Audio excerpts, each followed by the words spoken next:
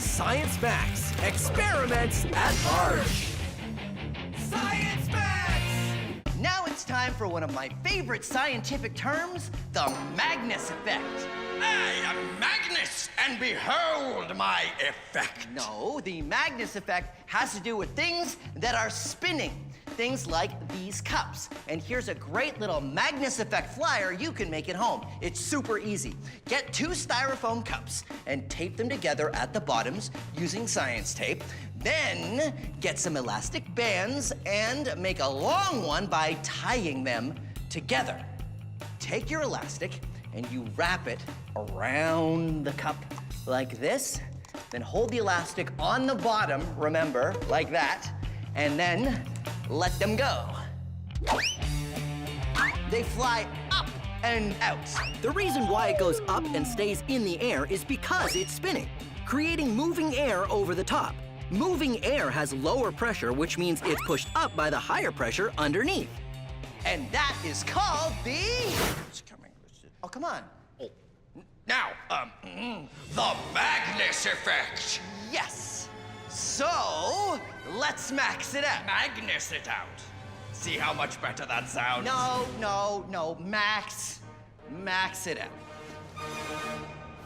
Check it out. Magnus Flyer 2.0 stand elastic slingshot. Wrap it around.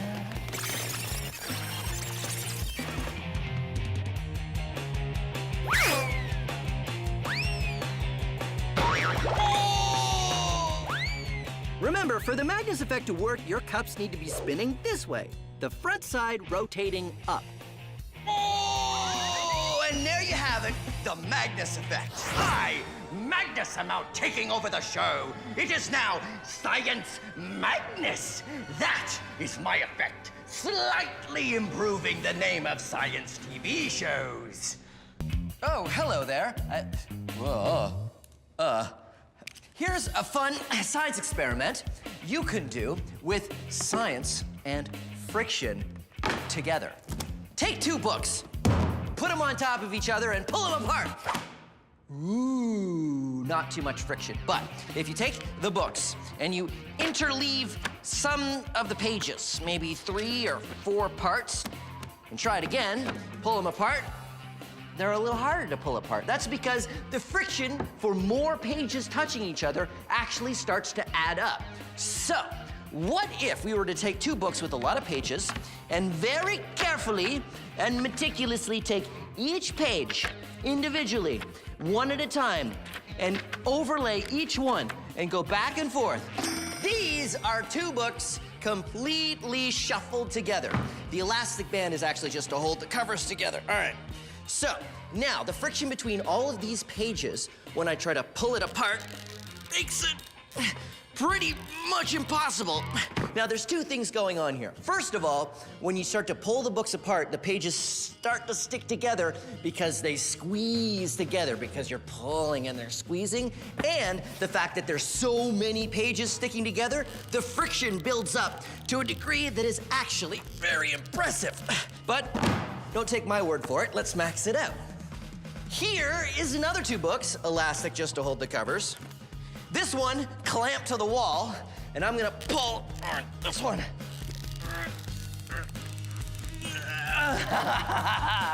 Science! Still don't believe me? Well, let's max it out some more. 2 books, all the pages layered together, held together only by friction suspended over a giant vat of slime. Now, let's see how much faith I have in science.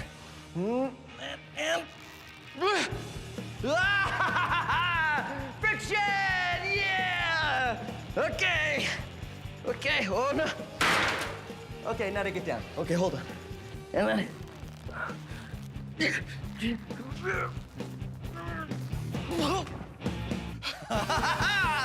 Science! That was close. Oops. An egg. Now, you might think of eggs as kind of flimsy, and they do break pretty easily, but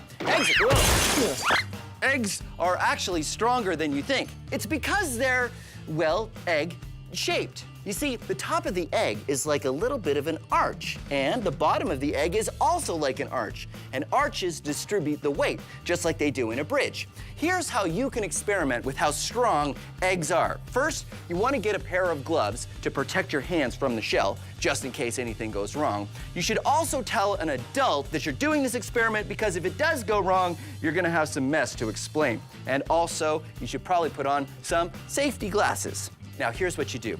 Take your egg and carefully put it in your palm just like that. And put it against your other palm, and you're gonna push in directly on either side of the egg. Start pushing harder and harder. You can even lace your fingers and press even harder. And if you do it right, the egg won't break. Pretty amazing, right? So, just how much weight does an egg hold? Can one egg support my entire weight? Let's find out. I'm gonna lift my weight up like this and lower myself down. And no, cannot hold my weight. Can my weight be supported by 2 eggs? Oh, nope. Phil's weight, 4 eggs. Oh,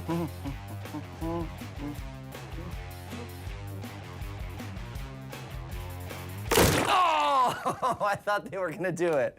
Nope. My weight on 8 eggs.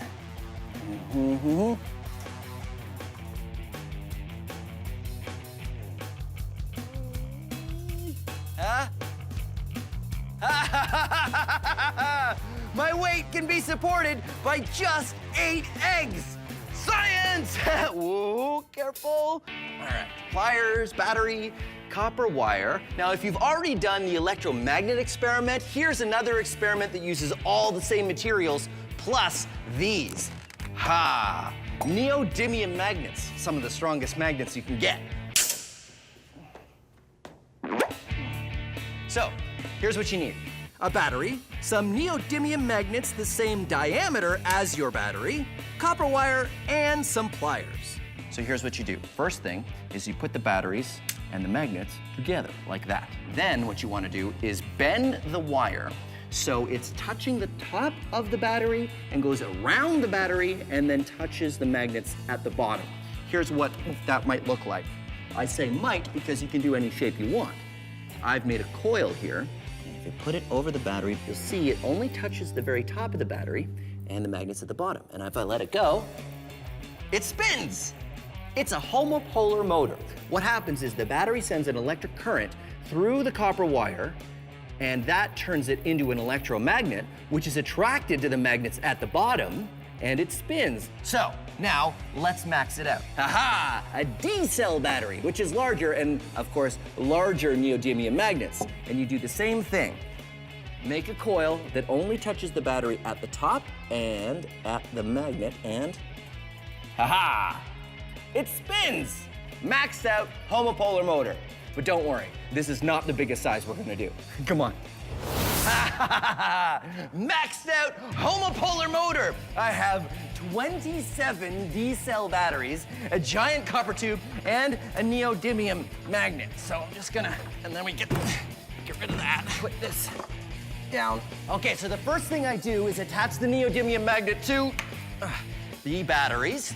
And I've got all the batteries taped together here so they'll sort of stand up like this. Huh? Giant stack of D-cell batteries. Okay, now what I do is I take the copper coil.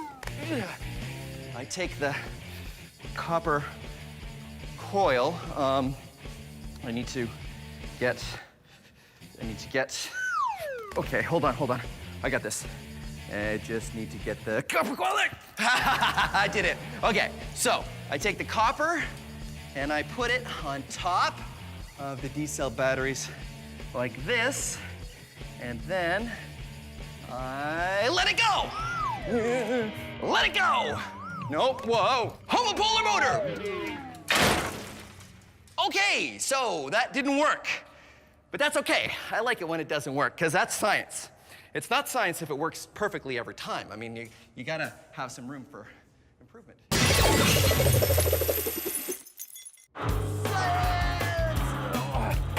Whoa. Okay.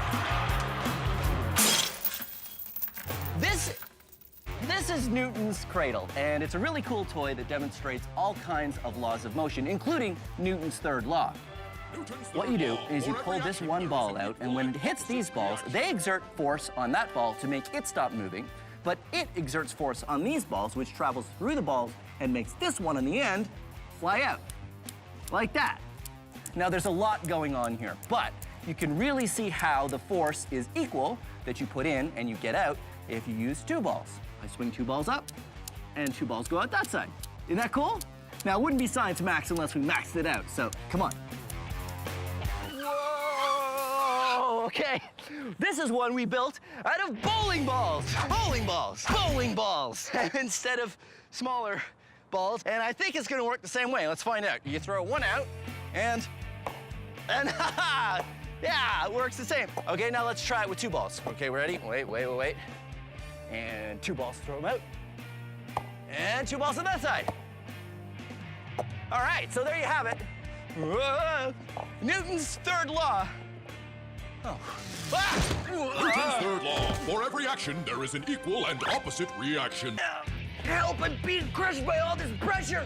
A whole kilogram is being pushed down on every square centimeter of my body. 103 kilopascals. Actually, 1 kilogram for every square centimeter on your body is the exact kind of pressure that you and I are under at all times every day. We don't notice it because we're used to it, but it sounds like a lot, doesn't it? Well, it is. Here's an experiment you can do with a plastic bottle. Say at room temperature, there are 10 million air molecules in here. Doesn't really matter how many, but we'll say there's 10 million at normal room temperature. What happens if I heat up the air inside this bottle? This is warm water. What I'm trying to do is heat up the air inside the bottle because the air molecules, when they get hotter, move faster and need more room. So the 10 million air molecules are starting to escape out the mouth of the bottle and reducing the number of air molecules inside. And now I take the bottle out and cap it. Because the air molecules heated up and speeded up, they needed more room. Now there's less of them in the bottle. There's about 4 million air molecules inside this bottle, but they're all hot air molecules and they have a higher pressure, and you don't notice it because the air out here isn't crushing the bottle. But watch what happens if I cool the air inside the bottle. This is ice water. So what's happening now is the molecules are slowing down and they need less space. So they need less room and they're being crushed by the pressure on the outside of the bottle. Ha-ha! It has been crushed because the colder air molecules don't need the same kind of room as the hot air molecules. The room temperature air has crushed the bottle. The air inside has a lower pressure than the air outside. Pretty amazing. Even more amazing when we max it out.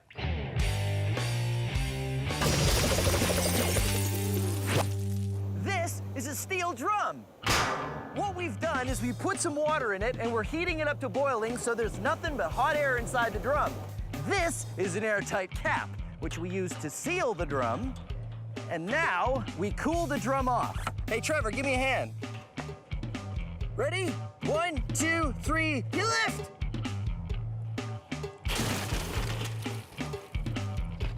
That's good. This pool is filled with ice. What we're doing now is cooling off the steel drum, which will cool off the air inside it.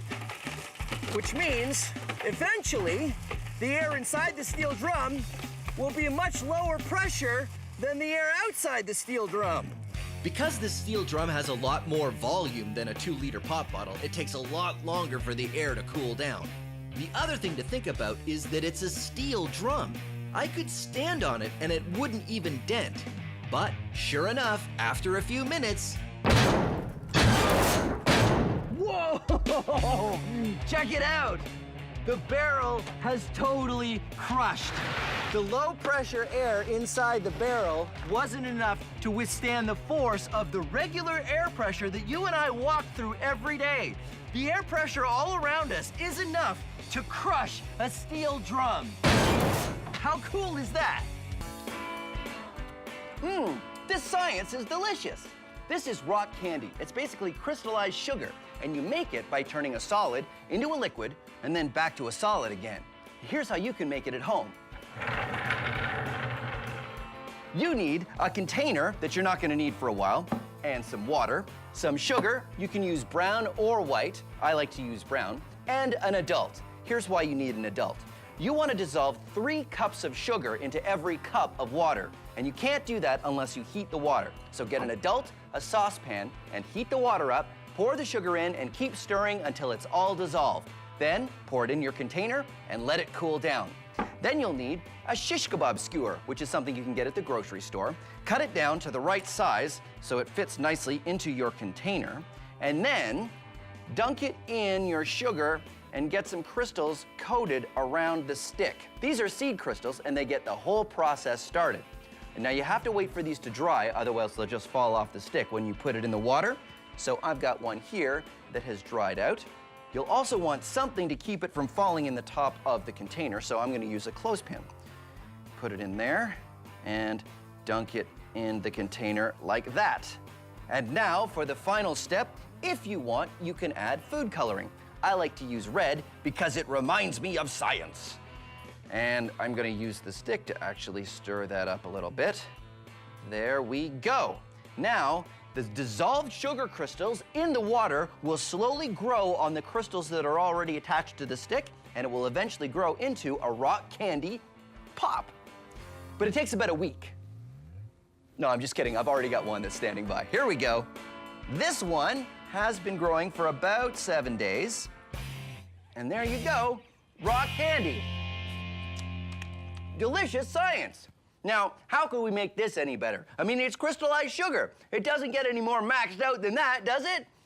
Yeah, it does. Come on. This is a giant container of sugar water, and I've been brewing a massive rock candy crystal in it for a while, but it's sort of getting a little bit too big to fit out the top of the container, so you know what? I'm just gonna put that back in there and chalk that one up to science because, well, eating a rock candy crystal that big would definitely not be good for my teeth, so yeah. Here is something mind-bending you can do with pulleys. These buckets are attached to the table through a pulley. There's nothing holding this table up except for the weight of the buckets pushing down on the table. So if I took the buckets off the table, the weight of the buckets pulls the table up. But because the buckets are on the table, everything is in balance. Mind-bending, right? Okay, wait, it gets better. If I took a weight and I put it on the table, the weight of the buckets isn't enough to keep the table up. So I have to add more weight to the buckets so the buckets pull the table up. Whoa.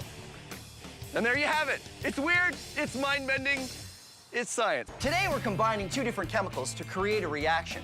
Sometimes chemicals can combine in a way that makes them very different from how they started out. For example, this is sodium, or Na on the periodic table. Now, the sodium tablets are in mineral oil because sodium reacts very strongly with water, even the water in the air, or especially the water in my skin. Watch what happens when I drop a sodium tablet into this beaker of water.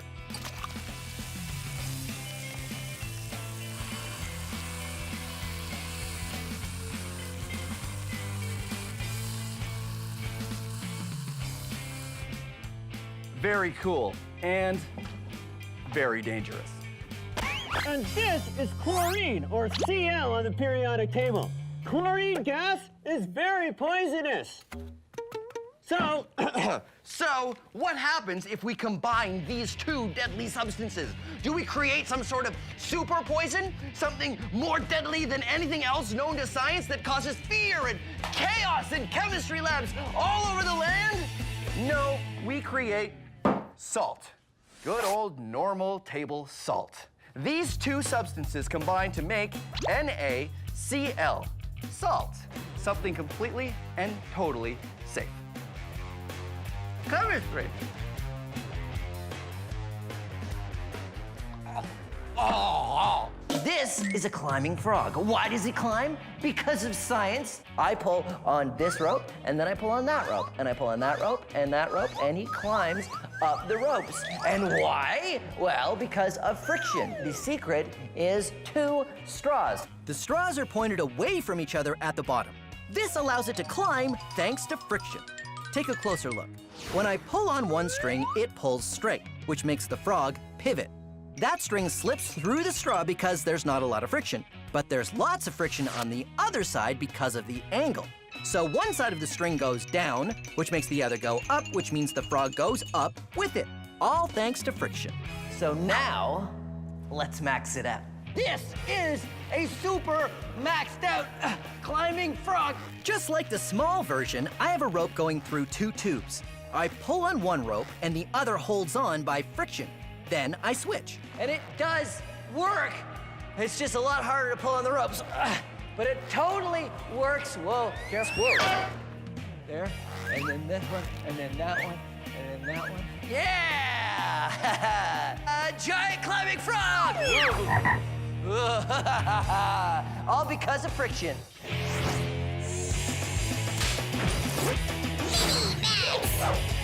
Here's another way to defy gravity using friction. Get a plastic water bottle and fill it with rice.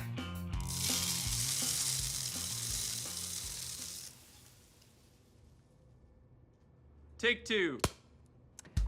So get a plastic water bottle and fill it with rice using a funnel.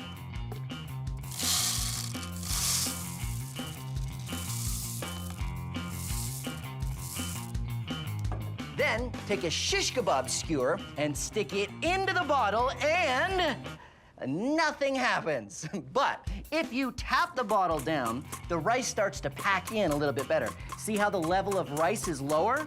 Which means you can add more rice. Pack it down even more. And you can even use something the same diameter as the mouth of the bottle, like, say, a highlighter. And make sure all the rice is as packed in as you can get it. There. Now the rice is really packed in there. And when I stick the shish kebab skewer in, the friction between the pieces of rice and this wood is enough to lift the bottle using nothing but friction. Now, let's max it out. I filled this 20-liter water cooler jug full of rice, and it's really heavy. I wanted to see if I could lift it using nothing but friction and this dowel, which is just a round piece of wood. All right, here we go. Ah, science! I'd max it out even more, but I don't think I could lift anymore. It's okay, I could just fit.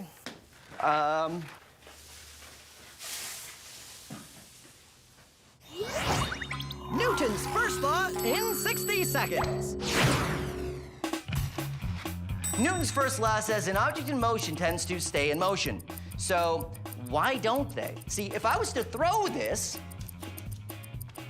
it doesn't stay in motion, it doesn't keep going, it slows down and falls to the ground. Well, the whole law states an object in motion tends to stay in motion until an external force acts upon it. So what forces are acting upon this? Well, gravity for one, pulling it down towards the ground, and friction, specifically air friction, slowing this down and making it stop. Now, if you were to have something very light with a lot of surface area, it would really be affected by air friction. You wouldn't be able to throw it very far at all, no matter how hard you tried. So there you go. Newton's first law, an object in motion tends to stay in motion unless it's affected by an external force, such as friction, like air friction. So there you go. Pressure happens when you squeeze something or compress it. Solids do not compress very well. I will demonstrate. Solid? Is it compressing? No, okay. Liquids don't compress very well either. You can demonstrate this for yourself by getting a plastic water bottle and filling it right to the very top with water and putting on the cap and squeezing. You'll find that you can't really squeeze the bottle very much. But if you empty out half of the water, no, don't pour it on the floor, and then put the cap back on the bottle, and try to squeeze it, you'll find that you can squeeze it a lot more. That's because gases compress much easier than solids or liquids. Here's what's going on. Say this container is, well, any container. And these magnets are air molecules. Now, I'm gonna put the magnets in pole to pole so they repel each other and wanna stay a certain distance apart, just like air molecules do. There we go, a container at normal gas pressure. Now, watch what happens when I add more gas molecules. They start to get squeezed together. And if I add more, the amount of space that each one gets is less and less. Now this container is under a lot of pressure. These molecules really want to escape through the top of the container, but they can't because I'm holding them down. If I took something like this plunger and I pushed them down even more, now they're really under pressure. They want to get out, but they can't because I'm holding them in. Now watch what happens when I let them go. They all pop out the top, and the container has returned to normal gas pressure. That's what happens when we put gas in a container like this one.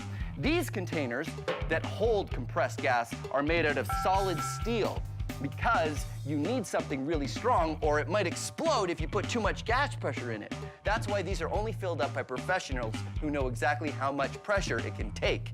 That is the power of pressure.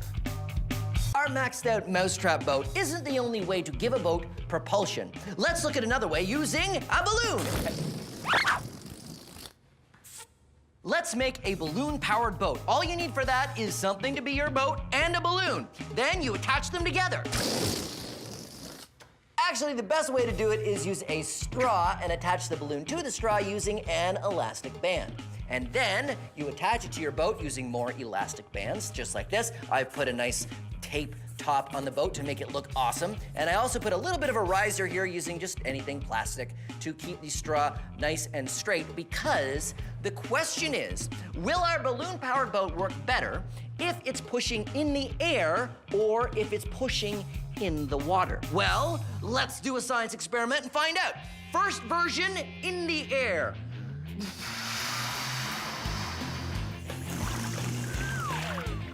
Oh, almost all the way. Now let's try it with the straw like this so it pushes into the water.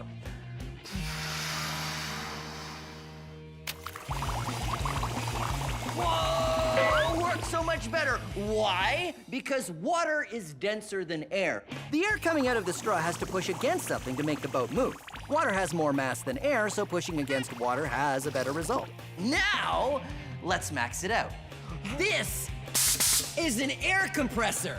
Well, actually, that is the air compressor. You see, the engine here pushes air into this tank, which works sort of like the balloon. And then it goes out this long hose, which sort of works like a straw. So let's make a maxed out air-powered boat. Ready? Just like the small boat, pushing against the air doesn't produce much thrust. Huh, not so great. But now let's put it in the water.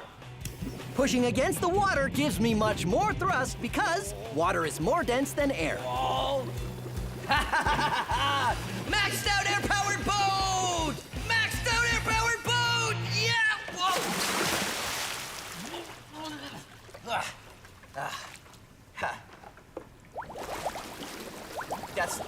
That's not me. This is hydrophobic coating. Hydrophobic literally means afraid of water, but it's not actually afraid of water. The chemistry of a hydrophobic coating prevents water molecules from penetrating anything you spray it on. You can get this stuff at the hardware store, and if you want, be Science Maximites and get an adult and think of the coolest thing you could spray with hydrophobic coating. I like to use things that do not go well when you put them in water, like tissue. Yeah, doesn't look great when it gets wet. Here's a tissue coated in hydrophobic coating. Huh? Weird. Or it works the same with a paper towel. Paper towel in water, paper towel covered in hydrophobic coating, stays dry. Or how about a dinner roll? Dinner rolls really don't like water. See? Gross. But a dinner roll coated in hydrophobic coating? Weird. Just don't eat it. Now, it's time to max it out. I have coated half of my lab coat in hydrophobic coating, and the other half I have not. Hydrophobic coating, regular lab coat. Half of me is wet and half of me is dry. What's more, half of my outfit ended up being wet and half dry because the lab coat was protecting my outfit from getting wet. Now it's time to max it out even more. We have coated my entire outfit in hydrophobic spray. My shirt, my pants, and my lab coat. The pants have been taped to rubber boots, so no water's getting in there. And my shirt has been taped to my pants, so no water's getting in there. So here's the question. Can I get into the pool and out of the pool and stay dry? Let's find out. In the pool, out of the pool, and I'm still mostly dry. Now here's what really happened. I got into the pool and I realized I should have duct taped the pocket because all the water went in there, down into the rubber boots, started filling up the rubber boots, and now my entire leg is full of water because the hydrophobic coating isn't letting it come out. So the hydrophobic coating isn't keeping the water out, now it's keeping the water in.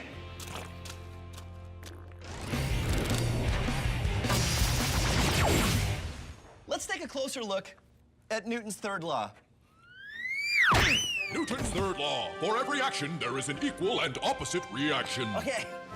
All right, let's watch it back. When the sign hits me, I exert a force on the sign in the opposite direction. That makes the sign stop moving. It also exerts an equal force on me, causing me to fly off in this direction. Now, if I was to push this sign, I'm not only pushing the sign this way, but my feet are pushing against the ground in the opposite direction. It's, well, it's really easier to see if I'm not standing on the ground. No, hold on. Okay, so, okay. So now that I'm hanging, watch. I push on the sign, but when I exert force on the sign to make it go this way, I go that way. Well, actually, it doesn't work as well because the sign isn't as heavy as I am. So wait, I have this over here. This is a barrel, and it has stuff in it, and it weighs as much as I do. Okay, so watch. If I push on the barrel like that, I go away from it as much as it goes away from me. So, there you have it. Newton's third... No, hold on. Newton's third law. Newton's third law. Okay, go. Newton's third law. For every action, there is an equal and opposite reaction. Inertia. What is it? Well, it's directly related to Newton's first law of motion. An object in motion tends to stay in motion. An object at rest tends to stay at rest. Let's do an experiment. Here is an object. Right now, it's at rest. You might think that means it has no inertia, but that's not true. Inertia just means an object's tendency to keep doing what it is doing. Right now, it's doing nothing. But if I wanted to overcome its inertia, I would have to put energy in. And now that I have, it is moving on its own. It has inertia. If I wanted to stop it, I would have to overcome its inertia, its tendency to keep moving. There. I went exactly that far. Now, let's max it out.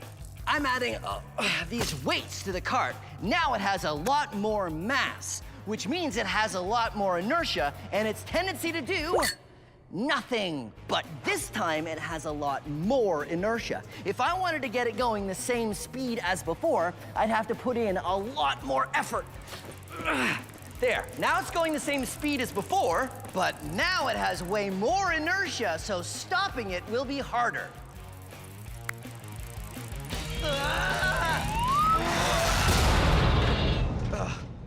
So there you go, inertia. A thing's tendency to stay moving or stay still, and the more mass, the more inertia.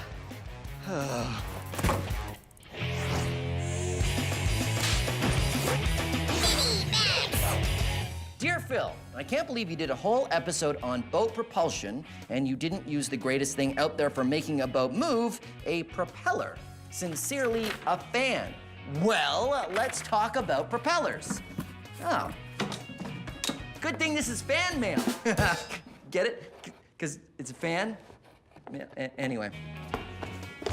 A fan pushes air just like a boat propeller pushes water. They're both fluids and they behave in the same way. Now, if you look closely at a fan, it's curved on the blades. The air or water is caught under at this side, and then it's pushed out on the curve to make it go that way. And the faster it spins, the better it works. Now, this is a propeller-powered boat. And what you do is wind up the propeller. I have an elastic band here to store the amount of energy I put in, and then you put it in the water, the propeller spins, and the boat goes forwards. It's being propelled by the propeller. That's why you call it that. Awesome, right? Well, now we'll max it out. This is a drill. It spins. And this is a propeller, and when you put it in the water and spin it, it provides thrust. So let's try it out. Whoa! Remember not to try this at home. I am a trained professional. This is a very small propeller. Let's compare.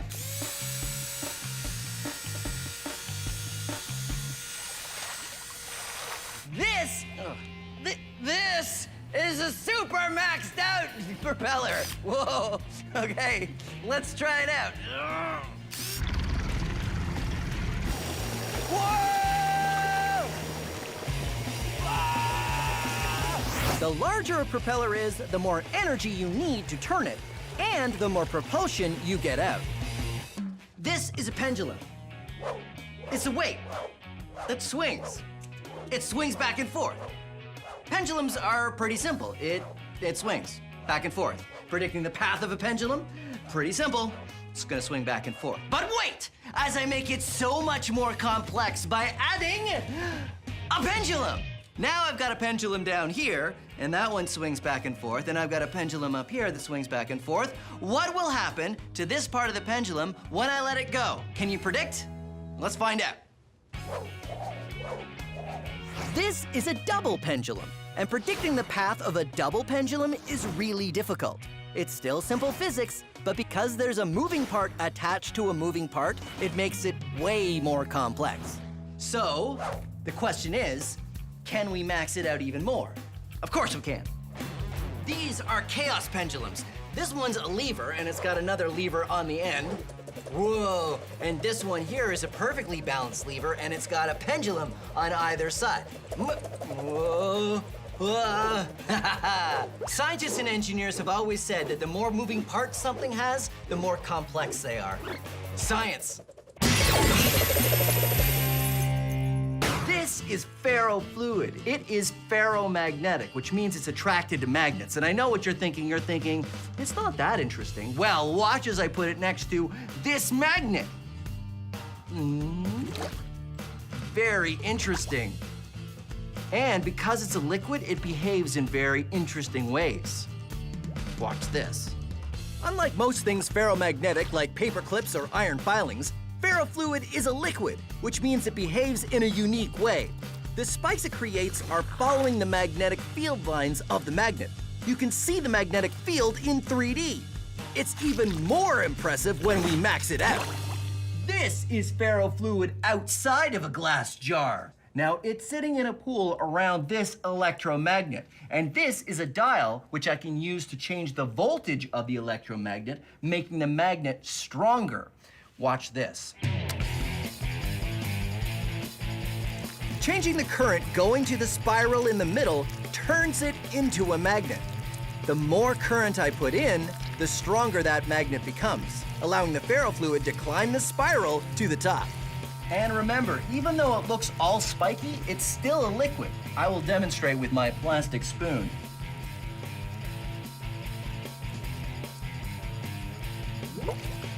And watch this. When I turn the magnet off, it stops being spiky. Turn it on. Turn it off. Science. The Wizard Academy. All you have to do is demonstrate true magic. And and you will be granted entry. Well, Fuzzix, who is the next applicant for the Wizard Academy? Overwhelmo. It is I, Overwhelmo, and prepare to be overwhelmed. Would you be flabbergastified if I balanced this coin on its end? Not really, no. But would you be impressed if I was to balance this coin on top of this coin? Possibly. Prepare to be flustered and stupefied. Stupeflustered as I balance 3 coins on their ends on top of this glass. Well, that certainly would seem like magic. Let us see. Okay. No pressure, Overwhelmo. You can do this. And now, I say, a magic word. A magic word! Ha ha ha ha! And now, you must let me into your academy. Wait. What's under the cloth? What cloth? This cloth? Nothing! Oh! Is that a magnet? This? No! The pull of the magnet is what's keeping those coins up. The magnet is just strong enough to keep the coins from falling. No, this is set dressing. It's just... It was a good trick, but it's science, not magic. Well, yes. And you will see! You will see! I will be back! I, Overwhelmo, will return! And I will do such magic that you will need extra socks. Because I will knock them off! With my magic, you will need at least 2 pairs of socks. Maybe 3 pairs of socks. We can still see you! No, you can't! A delicious plate of cheese and crackers, my favorite snack. But these crackers are pretty salty, so I should probably pour myself a glass of water first, huh? No! My cheese and crackers! Why? Why does this happen? Why does the water stick to the glass? Well, because it's science. And the reason why it happens gets a little complicated, but it boils down to this one simple thing. Water likes to stick to things. Huh? Did you see? Did you see how it stuck? No, of course you didn't. You know why? Because it only sticks on a small scale. See those drops of water? That's water sticking to the surface. But it only works when the surface tension of the water is less than the force of gravity, which is why water drops fall when they get bigger. So it sticks to things. That still doesn't explain why you can pour water out of some containers without any drips, and other containers make it nearly impossible. It's all about the angle. Water will flow very easily when there isn't a large change in direction, like around the curved top of this glass. But when there's a big change in direction, like at the mouth of this teapot, the water can't make that turn as easily. This is also why pouring from a full glass is much messier than one that's less full. Pouring out of a full glass, the water only needs to change direction this much to flow down the side. But from a half-full glass, the water would need to change direction this much. So all this happens because water likes to stick to things. So let's do an experiment and coat this glass with hydrophobic spray. Now, hydrophobic coatings repel water. So if it's repelling the water from the outside of the glass, will we still have the same problem? Well, let's find out. Hydrophobic coated glass, non-hydrophobic coated glass, or just regular glass. Water likes to stick to surfaces, but it can't stick to one coated in hydrophobic coating. That's impressive. Should we try something else? Well, that's one way to solve the dribbling glass problem. Except you can't coat your glasses at home with hydrophobic coating because it's not good to eat. The secret is using a container that has a very sharp angle between where you're pouring the water and the underside of the glass, like this jug. And there you go. Now I can enjoy a nice glass of water with my cheese and crackers. Oh, right. Wait, hold on. I will remake the crackers into, see, look, see, it's fine. It's fine. I'm not really gonna eat that. I'm just kidding. Chris and I are maxing out our hydraulic crusher. Yes. Before we get to that, I have a little game I want to play. Okay, great. Great. You can pick either the small one. The big or one. Okay. So what's the game? Simple thumb war. I'm gonna press down this side. You press down that side. We'll see who wins. Okay, ready? Yeah. 1, 2, 3, go. Oh, wow. That was really tough. Why was that so hard? Well, Phil, I'm just really strong. Wait a minute. My turn. Okay, 1, 2, 3, go. Yeah! See, pushing down on this one is way easier. You wouldn't think that the small syringe would be easier. Why is that? The reason for it is that you have to push this one down a lot farther than you have to push this one down. let's see. See how far this one goes, and this one's barely This one moving? travels much more. This is how we can exchange a little bit of force over a long distance. That's right. To a little bit of distance at a lot of force. That's exactly right. Just like the lever, it's a mechanical advantage. But in this case, it's hydraulic advantage. That's right. Chris and I push down on small syringes, which gives us more force on our larger syringes. Our crusher was ready to go. Ooh, how about an orange? 1, 2, 3. We squeeze down and... Then we tried a walnut. Are you allergic to nuts? I am not. 1, 2, 3. When we tried a golf ball, we reached the limit of what our plastic syringes and our hands could do. We need to come up with a stronger, more awesome crushing machine using hydraulics. That's right. I have some ideas. Okay, good. We can use metal. We can use metal. And we we can go bigger as well. Ew, this water is gross, but I'm gonna drink this water. Why? Well, because of science. No, but I'm not gonna drink the water like this. First, I'm gonna use the power of science to help me clean it. How? By using gravel. Gravel, yes, gravel. So, say I've got some dirty water, and there are particles floating in that water. Large particles, your rocks, your wood. These styrofoam bits will act as the large particles. You pour it into the gravel, and the large particles get filtered out. See? Nothing but clean, clean water. Yeah, I know what you're thinking, Phil, that's not really clean yet. That's because we haven't done step 2, sand. Sand? Yes, sand. Let's say that these plastic beads are small particles. That filters out the tinier stuff. There, huh? Clean, right? No, it's not very clean. So, we filter the water in the next step with charcoal. What? Charcoal? Yes, charcoal. Charcoal works just like gravel and sand, except on a microscopic scale. Say these bits are tiny particles you can't even see. The charcoal catches these like the sand and gravel caught the larger particles.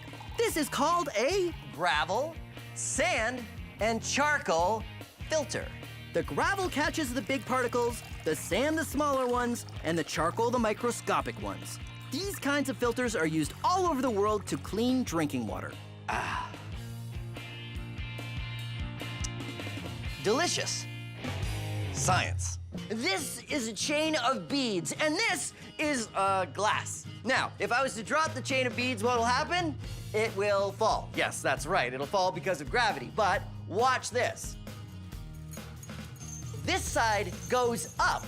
Why? Because of gravity. Wait a minute. Why does one side go up because of gravity? Well, it gets a little complicated, but I can explain. But I think I'll have to put the beads back in the glass.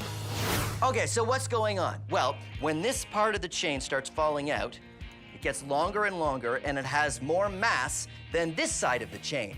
And if it has more mass, then it has more inertia. And when it starts yanking out very hard, this side of the chain gets yanked up out of the glass very quickly. When it gets yanked up hard, it flies into the air. But then, of course, the direction has to change, so it goes around a curve and then goes back down. Because of the speed that it's going, that curve starts lifting up over the top of the glass. And that's how it works. There's a big difference in energy because this chain falls far. I try it from here, and it doesn't work as well. Why? Because the drop from here to here isn't as big. You want lots of force acting on the falling chain, which means the higher you do it from, the better it works. So maybe we should max it out. Yeah. But wait, we should wait for it to stop. And now let's max it out. This is a really long chain, and this is a really long drop. Let's see what happens.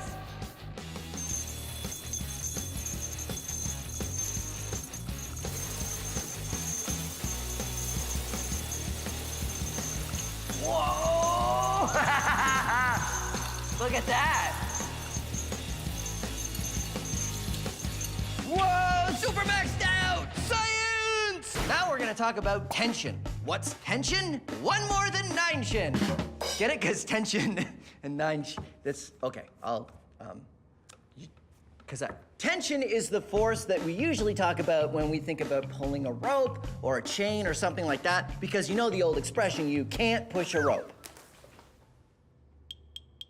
But today we are gonna push a rope. I have a rope right here, and I'm going to push it using another force called flexion. I've got some pieces of plastic here, and they bend or flex. And when they do, they want to spring back. But I'm gonna prevent them from springing back by putting them in between these knots.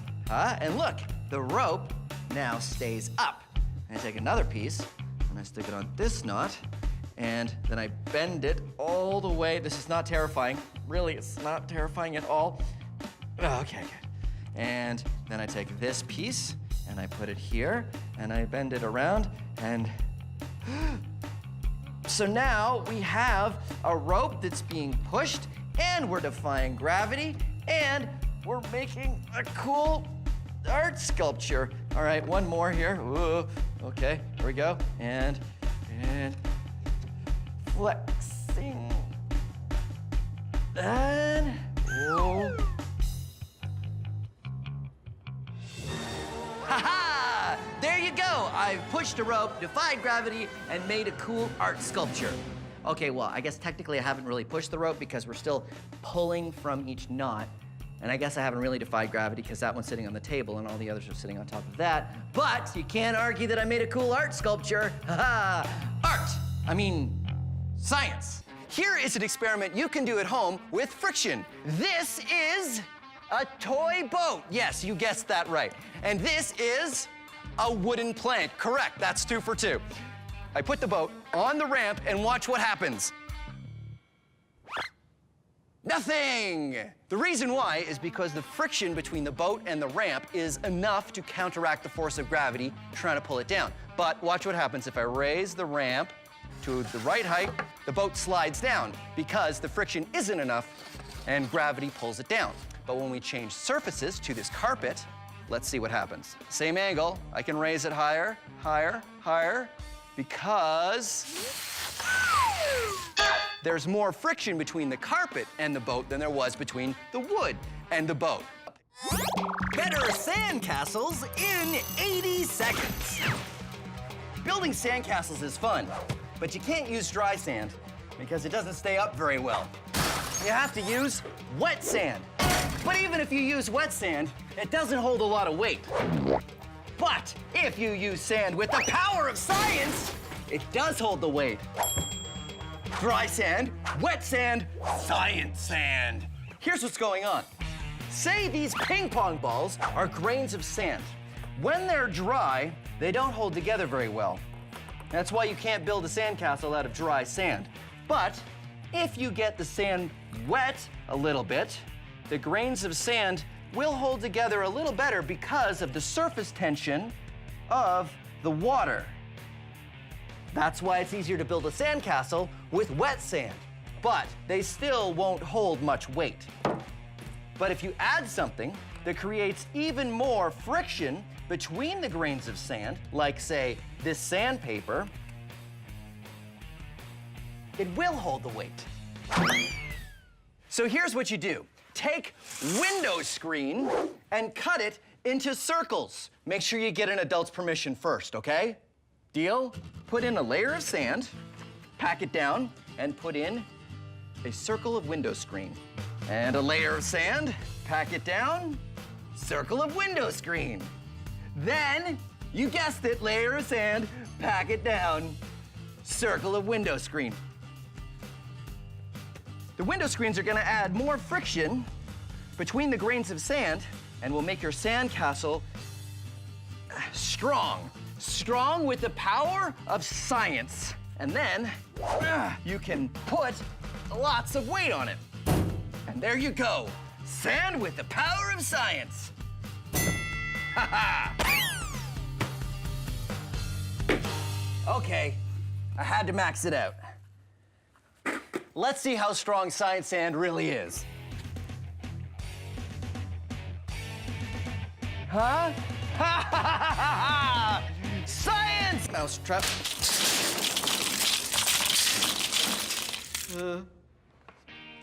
Like I said, we are going to be using mousetraps. Mousetraps as a form of propulsion. That's the force that makes things go, and we are going to be making a boat go. And what is the thing that's going to make this boat go? A mouse. Oh, it's not set. Sorry, I'm really jumpy. Anyway, we're gonna be using a mousetrap. And don't worry, no mice are gonna be harmed in the making of this or any Science Max episode, but mousetraps are really great because they can store energy in the spring. If you see, there's a spring that makes this bar want to snap back, but we can put energy into the spring and store it and then use that energy as it unwinds the spring to propel our boat. But it's a little more complicated than just this, so come on, I'll show you. What we're gonna do is build this. This is the mousetrap boat, and it works like this. I've got the mousetrap, and it's attached to a long arm. That arm has a string on it, and it goes around the paddle wheel, and as the mousetrap unwinds, the paddle wheel spins like that, which pushes the boat forward. Now, it looks kind of complicated, but it's actually quite simple to make, and here's what you need. My mousetrap boat is made with styrofoam, craft sticks, and elastics. You'll also want a pencil, plastic drink caps, a shish kebab skewer, small zip ties, string, and of course your mousetrap. Now, mousetraps can hurt your fingers, so get an adult to help you when you use it. Start with 2 pieces of styrofoam. I like to cut mine into this shape, but the only really important thing is that they're the same size. Your paddle wheel is made from a circle of styrofoam with it penciled through the middle, and it will go across like this. To make the paddle wheel, I use cut pieces of craft stick, or they can be plastic, and make some cuts and then put them in like this, and that is what will make your paddles on the paddle wheel, because that's the wheel and that's the paddle wheel. That's why they call it that. Stick drink caps to the ends of the pencil after sticking it through the styrofoam. I like to use a few craft sticks and elastics to help give this styrofoam strength. Next is the mousetrap, which you want to glue down to a frame of 4 craft sticks. Attach the frame to the boat with elastics, then attach the shish kebab skewer or a pencil to the mousetrap with zip ties. I like to put some craft sticks on the end to make it easier to tie the string to it. Wrap the other end around the paddle wheel pencil, and remember you need enough string so that your stick can lie flat. Okay.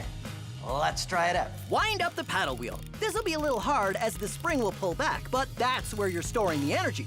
And when it's wound up, put it in the water and let it go. The paddle wheel turns because the mousetrap is transferring energy that we put in earlier, and it goes all the way.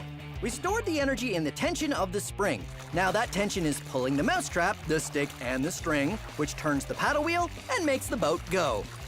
Mousetrap-powered boat! If you want more detailed instructions or other designs, look up Mousetrap Boat. And there you have it, the Mousetrap-powered paddle wheel boat. And this is what we're going to max out today. Come on. Greetings, Science Maximites. My name is Phil, and this is Science Max Experiments at Large. Today, we're going to be looking at earthquakes. Earthquakes! Huh. Today, we're going to be looking at how to build something that was supposed to happen earlier. Today, we're going to be looking at how to build something that stands up to the shaking of an earthquake. Earthquakes happen when 2 plates on the Earth's surface rub together, and it causes the ground to shake. It causes the ground to shake. Sometimes it shakes a little, sometimes it shakes a lot. Chances are you do not live in a place that has earthquakes. But if you do, ask an adult what to do during an earthquake so you can be safe. Modern buildings that are built in earthquake zones are designed to withstand the shaking. But how do scientists and engineers build a building that stands up to the shaking of an earthquake? Well, that's what we're going to be looking at today. First thing we have to do is simulate an earthquake. We're going to build a shaker table. And here's what you need. 2 books and...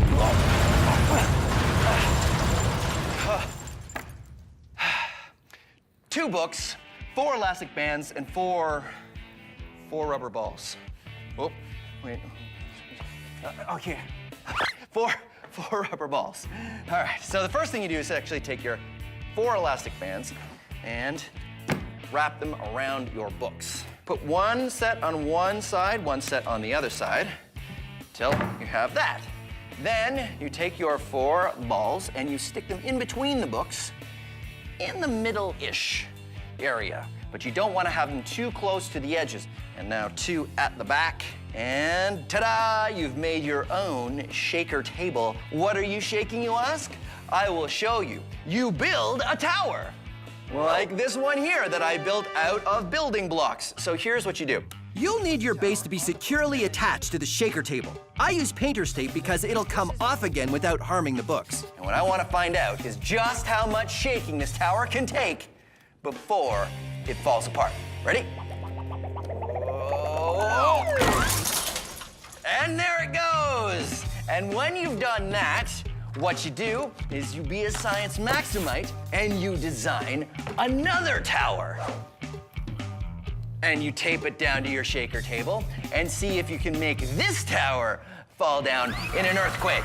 And if you built it really well, probably won't. But you don't have to just use building blocks. There's all kinds of other materials you can use. Check out this building, which is really tall, and you'll see there's a cup at the top, and that's for a baseball. Put it up at the top, and that means there's a weight up there. And then we shake it, and we see what happens. Oh no! Oh, there it goes. This is water. Things float on water, like pool noodles and wood and toy boats. And now we're gonna do an experiment with how paint floats on water. How's this supposed to work again? Oh! I'm supposed to take the paint out of the can first. This is a fun experiment you can do at home. All you need is a container, some water, and paint. But not just any paint, special paint you use for hydro dipping. That's hydro, meaning water, and dipping, meaning dipping. Carefully pour the paint on the water and add a few different colors. Then take a stick to swirl it up into a pattern. Then you get something you want to paint, and you carefully put it in like so. But don't pull it out as soon as you get it in. You have to spread the paint away because it'll stick when you bring it back out. And then when you pull it out, whoa! Hydro dip. Let that dry, and then you have a very cool painted toy. Let's do some other stuff. This is a bike helmet. If you put tape on what you're painting, you can remove it later to make parts that aren't painted. Skateboard. Oh, that's pretty cool. Now to max it out, hydro dip pants. Wearing the pants when you do this is super messy and not something you should try at home. But the results weren't bad. Science pants! Science pants! Science pants.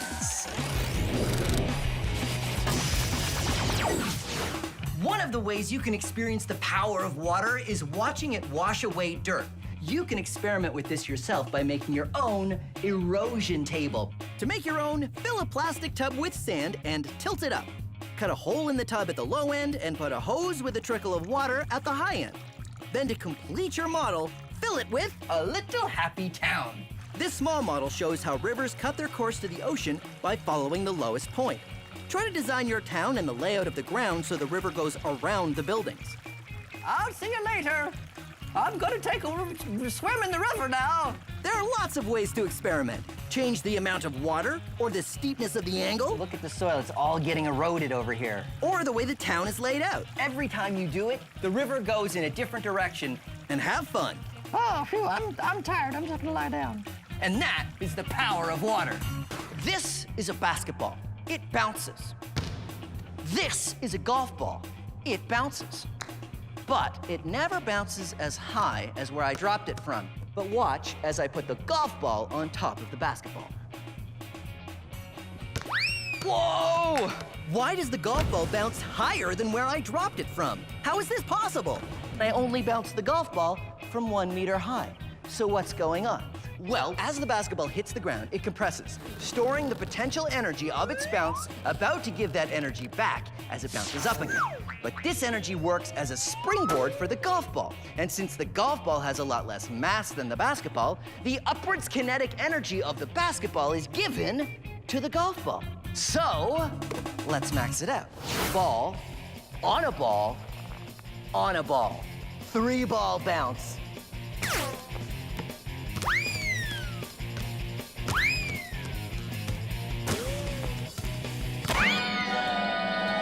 Oh, did you see that? Ball, on a ball, on a ball, on a ball. Quadruple ball bounce. Oh, oh. Oh. No, wait. Turns out getting 4 balls to drop straight down on top of each other is pretty difficult. So, we know the mass of the ball is important. Why don't we max it out in a different way? This is a Swiss ball for exercising. It has a lot more mass than a golf ball. So, let's try it out.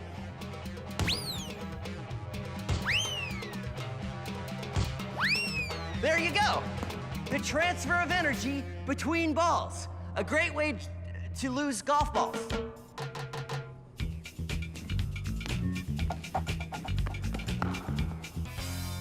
Hey, Science Maximites,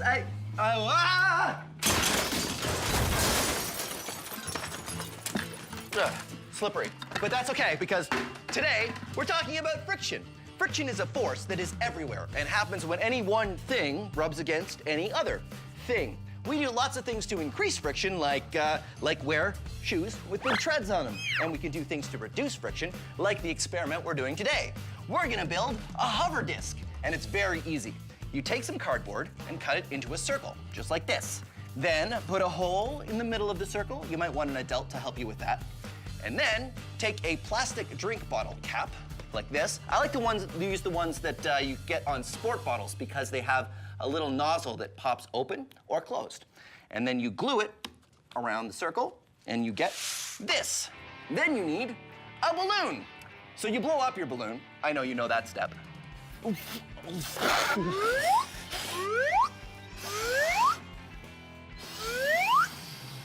And then twist the balloon so it doesn't get away from you.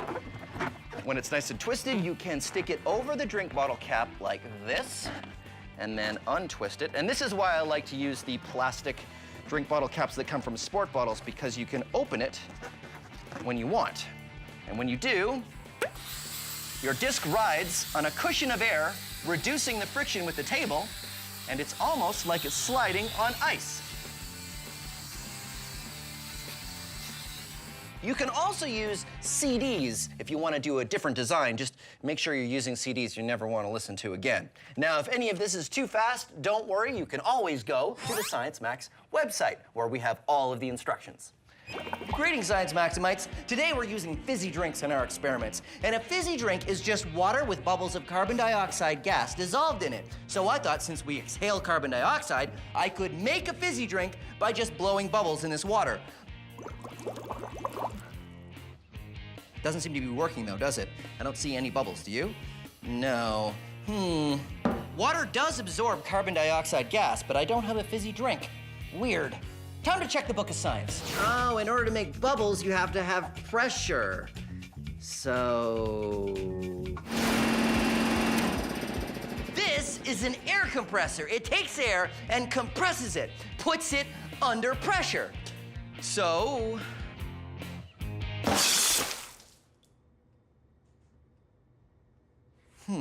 the container needs to be pressurized. Okay. When you get a container of a fizzy drink, the carbon dioxide gas is put in there under pressure, and it stays in there under pressure until you release it. That's the sound of the pressure being released.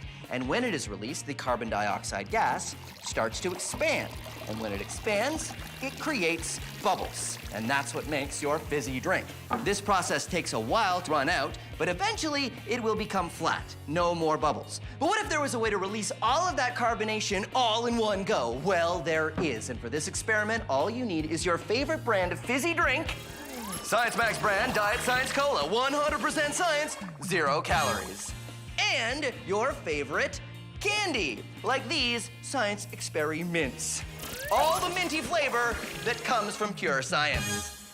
So, all you need to do is open this up, take one of these, and put it in here with an adult's permission because it can get kind of messy. Whoa! What's going on here is all of the carbonation that was in the bottle is now being released much more rapidly than it would have been before. Now, why does this happen? Well, if you look at a carbonated beverage, you'll see that the bubbles don't come from everywhere. They come from the inside of the glass, or in this case, a lot are coming from the straw. And that's because the carbon dioxide bubbles like to find a little imperfection, something to hold on to in order to expand and bubble out. And a candy, such as this, has a ton of little tiny microscopic imperfections. So when you drop it in, there's a lot more places for the bubbles to attach, and that makes the carbonation happen a lot quicker. But remember, this is not a chemical reaction. It all has to do with carbonation. So that's what we're gonna be looking at today. Air pressure, more pressure, less pressure, and of course, we're gonna be maxing out this experiment.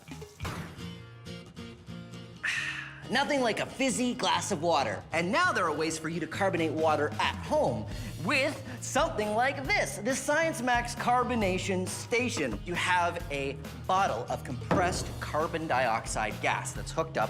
You take a bottle of tap water, attach it, and carbonate it. Voila! Carbonated water. But this is Science Max. Why just carbonate water? Let's carbonate everything! Let's carbonate pickle juice.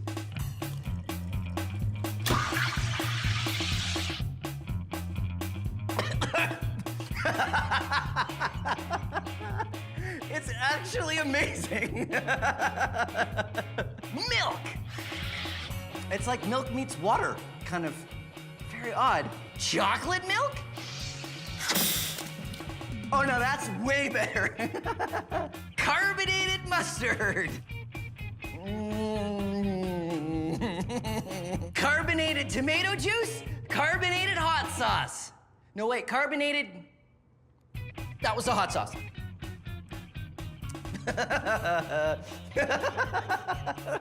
No. Carbonated clam chowder. Oh, there you go, carbonation, not just for water anymore. It is definitely not for clam chowder. No, that's just a big bowl of no. Never again. Greetings, Science Maximites. My name is Phil, and it's moving day today on Science Max Experiments at Large. Let's see, where do I put this? This is probably a good spot. Today, we are moving air. You probably don't think that moving air will have a huge effect, but you'd be surprised what you can do by just moving air. But don't worry, we're not just gonna move the air around in boxes. We are going to build a rocket! And this rocket uses the science of stomping on something with your foot. This is a stomp rocket, and it works by stomping on this plastic bottle, and air shoots through this tube and pushes the rocket up into the sky. And here is how you can build one of your very own. And remember, if I go too fast, don't worry, all of the steps are on the website, so you can follow along at your own speed. All you need is a 2-liter plastic bottle, 3 kinds of tape: electrical tape, duct tape, and science tape. Science tape is just the same as invisible tape, but I use this kind of tape for science. Then you want some plumber's tubing and some construction paper to make your actual rocket. First, you want to take your plumber's tubing and cut it into 3 lengths. And when I say you, I mean an adult, because you need to use a saw. So you saw it up into a long piece, a short piece, and an elbow piece. We want to make a long tube at the top, and then we also want to make a tube at the bottom so we can attach our 2-liter bottle to. And there we go. Ta-da! Ready to go. But of course, it doesn't stay up, so we have to attach it to a base. And it will look like this.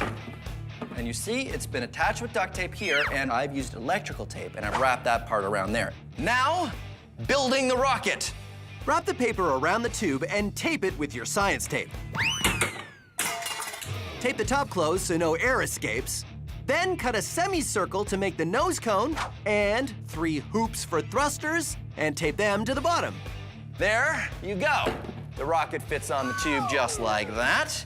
And when you stomp on this bottle, it launches. But here's the most important part. The one most important rule of launching rockets. You shoot rockets outside. Come on. Once you get outside to a nice open area and you bring your safety glasses with you, all you need to do to make the stomp rocket work is, of course, stomp on it. You ready? Here we go. 3, 2, 1. Whoa! You see that? That was amazing. Today, we're taking a closer look at chemistry. Ooh. Chemistry is the science of atoms and molecules, the things that make up all matter, and how they interact with each other. Take, for example, this glow stick. Actually, don't take it, because I kind of need it. The glow stick doesn't glow until you... The glow stick doesn't glow until you break the barrier and mix the 2 chemicals, and they start to glow. Huh? Pretty cool, huh? Chemistry. Now, the chemical reaction we're looking at today is the old vinegar and baking soda volcano. But this reaction doesn't have anything to do with volcanoes. It's chemistry. Now, this experiment is totally safe, but I do recommend you get an adult's permission before you do it because it's very messy. Yeah.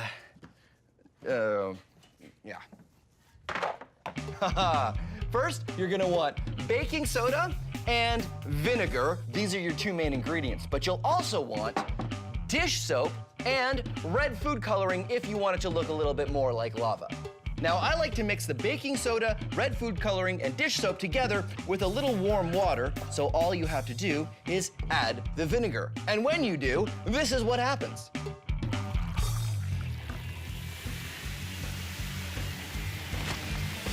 And there you go, chemical reaction. Now, I know what you're thinking. You're thinking, Phil, how much vinegar or baking soda do I use? Well, I'm not gonna tell you. This is where you can be science maximites. Try different amounts. More vinegar, more baking soda, more dish soap. Who knows? Write down the amounts each time you use it and find out what amounts work best.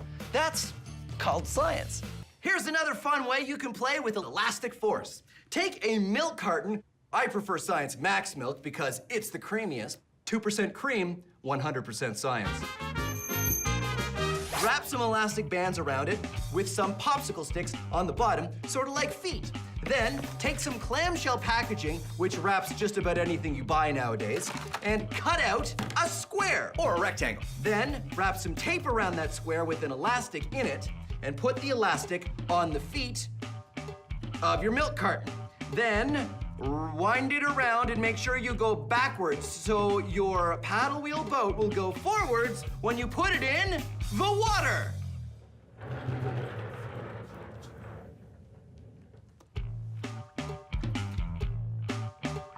And there you go, a paddle wheel boat. Now it is time to max it out.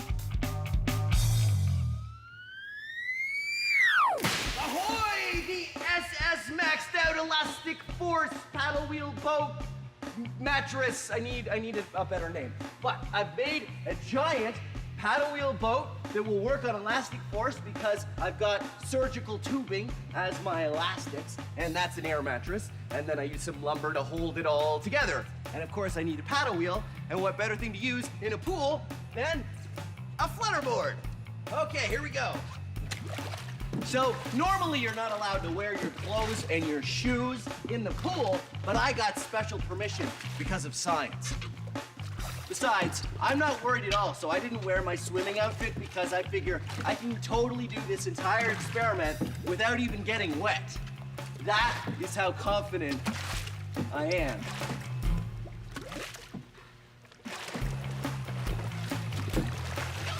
All right, now the tricky part, we'll be getting onto the mattress. Okay, here we go. Ha-ha! Whoa. Ha-ha! The SS Science! Hey, Access science, that's a great name for this.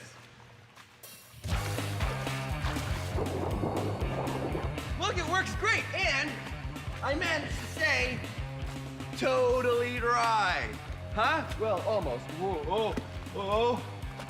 Haha, you thought I was gonna fall in the pool, but I didn't. Uh-oh. My flutterboard has stopped moving, and I'm in the middle of the pool. Almost. Yeah. Didn't think this through. No, that's not going to work. Maybe I'll wait. Moving air is a lot of fun, especially if you use one of these, a vortex cannon. They're pretty impressive and they use some pretty amazing science. I'll show you how to build one. It's pretty simple. All you need is a plastic cup, you want a balloon, something round, an elastic, scissors or a craft knife, and a pen. Here's what you do. Take your balloon and cut it just where it gets wide. You take the mouth of the cup right there, and you have to stretch the balloon over the top. And then you want to put an elastic around it, keep it in place. And this now is a surface on the top, and that's what you're going to use to pull back and create your burst of air. But of course the air's not going to go anywhere until you make a hole in the bottom. So here's what you do. You take your round thing and draw a circle, and take your craft knife or a scissors and an adult and get them to help you cut out a hole. And when you pull back on the balloon, a burst of air comes through the hole. But the air has an interesting shape. Now I know what you're thinking. You're thinking, Phil, air is invisible. You can't tell what shape it is. Well, I can show you. Come on. This is my maxed out vortex cannon. It's made out of a garbage can. I've got a hole in here, and this is a shower curtain with a ball that I can get a grip on and pull. And then it shoots forward like this. Now it makes a big puff of air, but again, the air is invisible, so we don't know what shape it is, but I can help with that because I've got this, a fog machine. I fill the inside of the garbage can so we can see what the air is doing when I fire the vortex cannon. Okay, come on over here. Ready? Whoa! Okay, ready? Check it out. The vortex cannon shapes the air into a ring called a vortex. It makes a ring, well, actually sort of a donut. Because of its shape, the air in a vortex can move much farther than air that doesn't have a shape.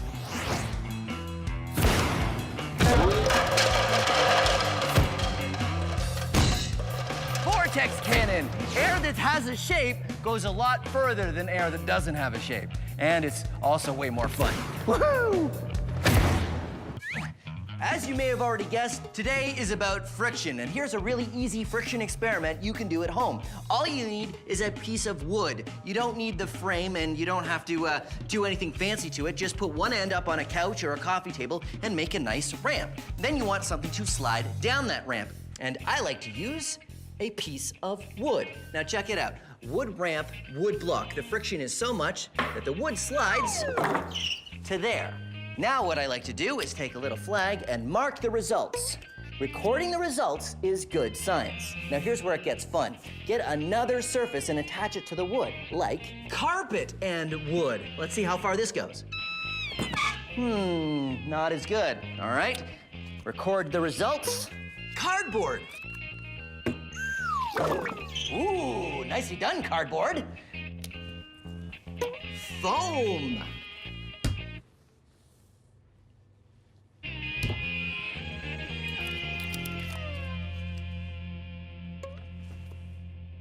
And this wood has been waxed, like on a floor wax, which makes it nice and slippery. Let's see how that does. Ooh. And now the ultimate ice attached to wood. This is actually harder to do than I thought. All right, let's try it out.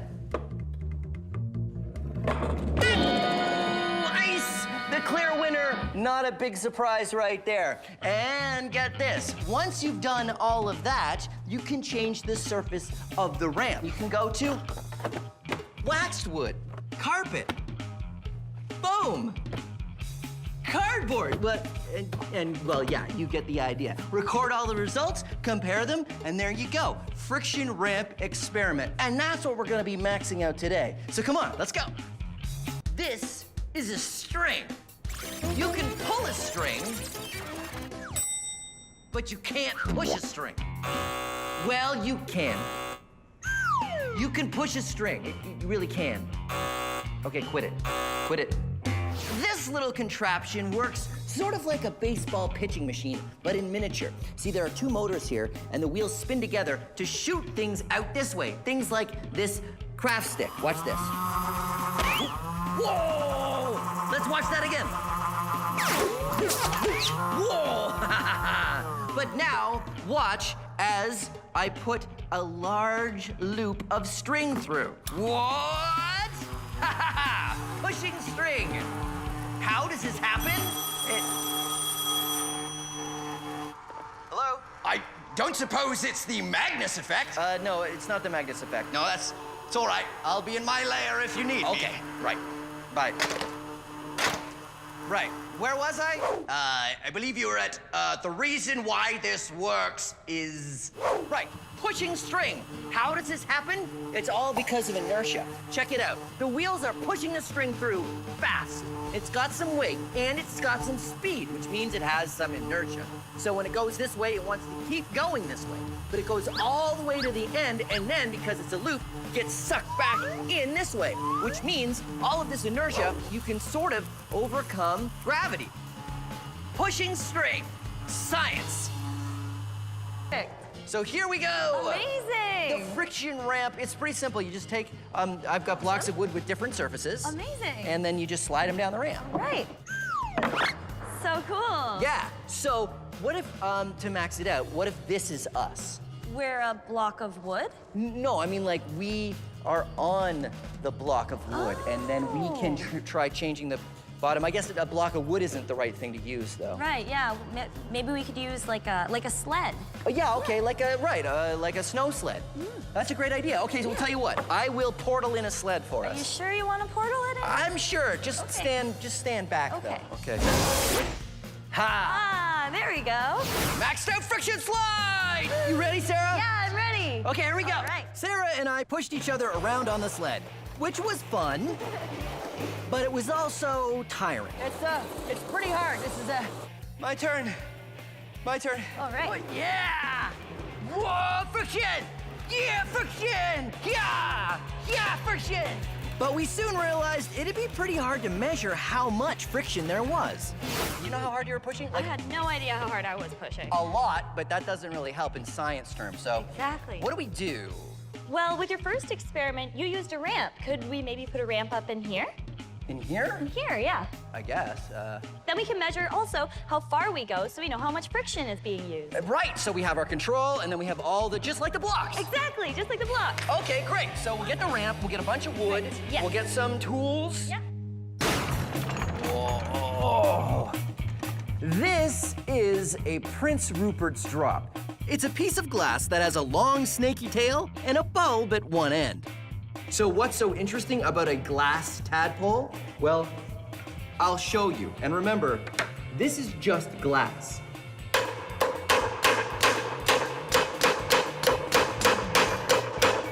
Oh, Prince Rupert's drops are very strong, almost as strong as steel. It's all in how they're made. Molten glass is dropped into cold water. What happens is the outer part of the drop cools off first, leaving the inner part still hot. When the inner part eventually cools, it contracts, pulling everything in tighter and tighter, keeping it under a lot of tension. And because it's round, the force you put on it is distributed all the way around, just like the force is distributed on an arched bridge. Until you get to the tail. Just the tiniest break in the tail, and it explodes. All that energy is released in a chain reaction. Why it's so strong you can hammer on one end, but explodes when you break the other, puzzled scientists for centuries. But now we know it's all in how it's made. The Wizard Academy. All All you have to do is demonstrate true magic, and you will be granted entry. Send in the next applicant. Okay, don't let them see you. Don't let them see you. Okay, magic smoke. And here we go. Big entrance. Behold, it is I, Overwhelmo. You again. I only have to demonstrate magic one time, and you have to let me into the Wizard Academy. And last time does not count. So prepare for your mind to be boggled and your eyes to also be boggled, because I shall do a trick. I will just get to it. Here is a book, behold! And now, feast your stupefaction as I produce another book, ha-ha! And then 2 or 3 more times, behold, that's good. Behold! And now, look upon the wonderment as I stack these books on top of each other, like this. And now, feast more stupefaction as I cleverly move the books off the table. And now comes the magic word. Now, I say the magic word. The magic word! And behold, the book is levitating. It is completely off the table. I have done it! Magic! No. No? Not magic, that's science. But the book is levitating. No. Look at it, it's not even touching the table. No, it's being supported by the books below because of the center of mass. Preposterous. I'm afraid it's very posterous.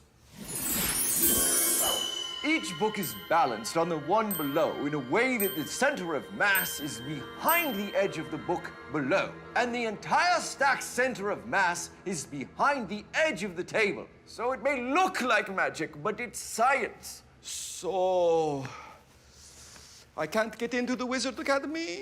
No, I'm afraid not. Good Alakazam! You will rue the day that Overwhelmo did not. I will return, and then you will see. Oh, ow. This is a bike tire. It's pretty light, but I still can't hold it from the end of the pole like this with one hand. Nope.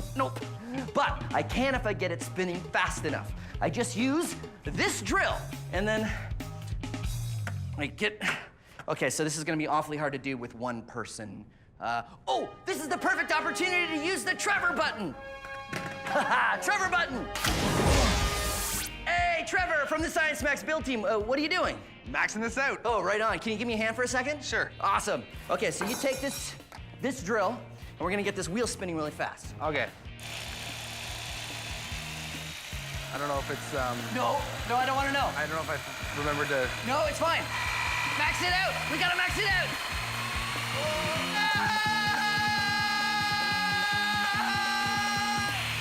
So, because it's spinning, I can hold this heavy weight in the air.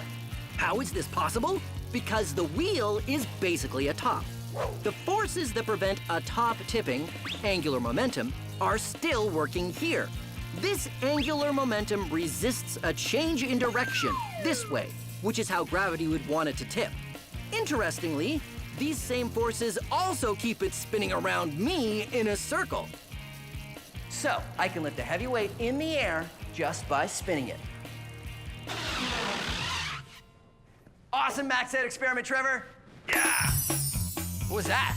It's my science confetti high five I just made. Well, you know what we should do? What? We should max it out. Yeah, we can make a giant one and then a whole bunch of confetti in it, and then people like jump up and more confetti that would come out, right? And then so what would happen is there would be all this Trevor? Our maxed out rocket worked great. Now to make it look more like a rocket. So we have a mesh bag here to put the antacid in. Right.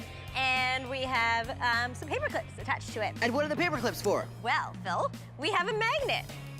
Ah. And so the magnet sticks to the paper clip. And so that's what we have here. You see, the bag is full of the antacid tablets, which we put through the mouth of the bottle, and the magnet is holding the paper clips on the other side of the plastic. So we can sort of move it along. So we can start with the bag over here where the water's down there, but now we attach the launcher like so. All this effort is to keep the reaction from happening until the bottle's on the launcher and we're ready to go. And then, as we pull the bottle over, we bring the bag up this side, and there, the water and the antacid have never touched. No reaction. All you need to do now is we pull this magnet away and the bag will fall into the water. And then we will have the launcher down here. And we pull the release and the rocket will go. We add some weight to the launcher to help keep it in place. Okay, right, wait, glasses. Safety first. Okay, ready? And then we pull the string with the magnet. That drops the bag of antacid tablets in the water and starts the chemical reaction. Because we have a latch holding the bottle down, we can wait until the chemical reaction happens fully. And there's a lot of gas pressure in the rocket before... Three, two, one, launch! Woo!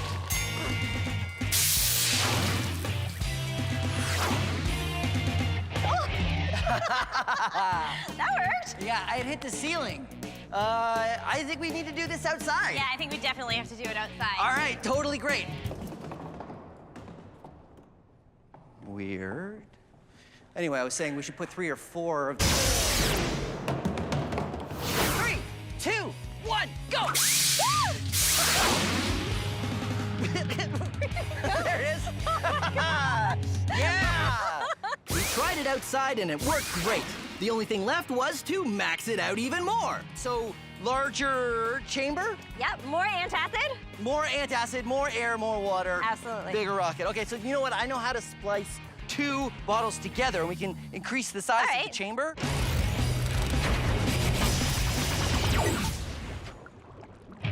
This is sodium acetate. How do you get sodium acetate? Well, when you do a vinegar and baking soda reaction, what you have left, once the reaction is finished, is sodium acetate. It's a crystal, and you can do something fun with it that may seem familiar. You make a supersaturated solution of sodium acetate by heating water and dissolving as much as you can, and then when it cools, you can get the crystals to reform.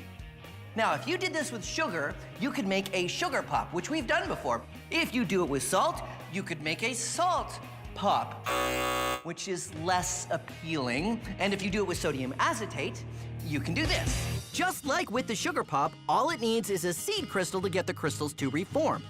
But unlike sugar, which takes a few days, sodium acetate recrystallizes right before your eyes.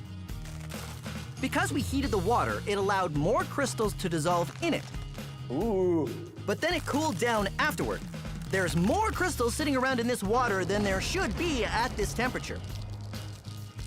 They want to turn back into crystals, and all they need is something to start them going.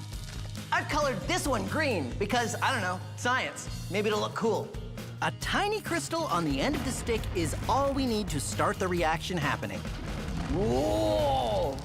Wow. And there you go, sodium acetate. That one wasn't done yet. All right, let's build our catapult. The first step, take 4 pencils and stick your popsicle stick in between so you have 2 on the top and 2 on the bottom. And then use your elastic to go around and around and around. That's why I like building things with elastics, because it makes it very fast to tie things together, because once you go around and you have it nice and tight, you just pop it over the end and voila, it stays together. And that is how you start making your frame. Put more pencils on that side. And another popsicle stick on the other end, held on at the corners with more elastics. Then, take even more elastics and put them right around the middle until you get this. I've added a few more elastics around the middle here, and that is where we're gonna get all of our elastic force. I think I have 6. The more you use, the better it's going to work.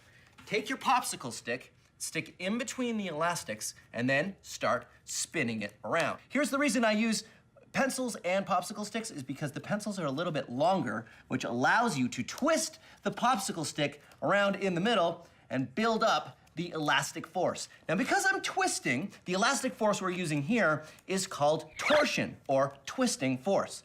When you feel you have enough torsion, pull your popsicle stick down a little bit so it won't unwind on you, and you'll see that you have all kinds of elastic energy. Then, take your spoon and stick it on the popsicle stick, and you can also break off the popsicle stick if you want to make sure it's the right length. And it works like that. To make the frame, you just need more pencils and elastics. The trick is to make a triangle with 2 pencils attached to your frame. They should stick up right where your catapult arm would be fully upright. Then, take a final pencil and put it across the top. Don't forget to pull the arm back before you put the pencil across, otherwise it'll end up on the wrong side. Now, this is very complicated, and I went pretty fast, so if you want the step-by-step instructions on exactly how to build this, go to our website. And there you go, a catapult of your very own that you can use to knock down very small castle walls. I've also built a larger catapult using all of the same principles. Pretty good, huh? It's got a longer arm, which means I can throw marshmallows even further. Whoa. Or I can throw larger marshmallows, or I can throw very large marshmallows. Whoa. Now, I know what you're thinking. You're thinking, Phil, is that the largest catapult you're gonna make? Well, of course not. This is Science Max, experiments at large. Okay, Science Maximites, prepare to hurtle through the cosmos. I am Captain Phil, and today we're going to be building rockets on Science Max. Now, we've built rockets before, like this one, powered by air pressure. And this one, stomp rockets, which were also technically powered by air pressure. Air pressure rocket! But today, Science Maximites, we are going to be building rockets powered by chemistry! Chemical-powered rockets! Away! Okay, I promise it'll be more exciting than that. Because today, Science Maximites, we are going to be looking at chemistry. Chemistry is when two molecules combine to make another molecule. Like magic, ooh. So let's take a look at what will be powering our chemical rocket. This, it's an antacid tablet. When you put an antacid tablet in water, it makes little bubbles of carbon dioxide gas. This happens because of a reaction between two kinds of molecules called acids and bases. Like vinegar and baking soda, but all contained in a small package that won't start working until you put it in water. If we contain the reaction, the carbon dioxide gas builds up and creates pressure. High five for science. All right, so let's look at our chemical-powered rocket. What you need is one of these. This is a film canister. And ask your parents what that actually means, because they're not used for holding film anymore. You can get these at craft stores, though, to hold paint or little things. But really, all you need is a plastic container with a good lid that snaps on nice and tight and keeps the air in. And then, of course, what you need are your antacid tablets and a little bit of water. So pour in some water and then put in your antacid tablet and snap the lid on. Flip it over and wait for the carbon dioxide gas to build up, which will build up pressure, which will launch your rocket. Ha-ha! So there you go, a chemical-powered rocket. I'm an acid, and I'm a base, and we are enemies. Whoa! Well, we're not really enemies. Yeah, that's true. It's all about how we react chemically. You see, as an acid, I really want to give protons away. Protons? Who needs your protons? Get your protons here. Protons, I got more than I want. I don't need them anymore. And bases, we need protons. We'll do anything to get them. Protons, you can protons away. I'll take some protons. You think that when you get these two together, you'd have some pretty great chemistry. But the truth is, when they're together, they often don't react. Whoa. That is until water gets involved. Once you have water, acids and bases react. Whoa. Here, take some protons. All your bases belong to us. Here you go. Take some protons. I don't need more. I want more. I want more protons. Here. Water is a solvent, allowing the chemical reactions to take place. Depending on the strength of the acids and bases, that reaction can be mild. Would you like a proton? Oh, no, really. I could. Please take it. Oh, well, thank you. That's very generous. Have another. No, perhaps, maybe I will. Here's one. Okay, maybe just one. But if the acids and bases are strong, the chemical reaction can be really extreme. This is what's going on in the antacid tablet, and why, without water, nothing happens. Oh, water! Water! Come on! What'd you do? What? And that's the last 1. Lisa and I are maxing out our chemical-powered rocket not by making it bigger, but by making more of them. How many more? 400 caps all glued down, 400 antacid tablets or part of, Yep. all glued down, and they're glued on this fancy-pantsy spinning surface. So we rotate this part upside down. We fill each container with a little water and snap it on underneath. This way, the antacid tablet and the water don't mix until we flip it back over. It also allows us time to snap them all on. Okay, ready? Ready. All right, 400 containers. Here we go. Let's do it. Once we flipped the board back over, the reaction started taking place, building up carbon dioxide gas and increasing the pressure until...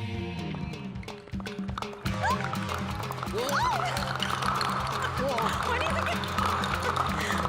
Oh, yeah. Oh, yeah. Oh my goodness! It's good luck if you catch them.